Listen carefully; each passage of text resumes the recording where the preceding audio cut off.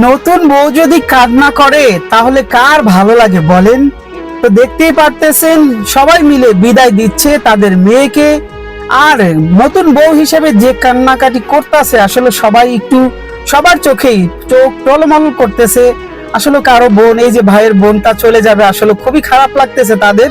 তো আসলে এটাই নিয়ম, মেয়ে হয়ে জন্ম নিলে কিন্তু মা বাবাকে ছেড়ে, আত্মীয় স্বজনকে ছেড়ে যেতে হবে শ্বশুর বাড়ি অন্য কারোর হাত ধরে।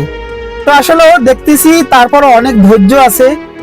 মেয়েটা একটু কান্নাকাটি করে আবার শান্ত হয়ে গেছে। এদিকে বর কিন্তু হাসতেছে, আমরা দেখতেছি। তো আমরা সবাই দোয়া করব ইনশাল্লাহ তাদের জন্য।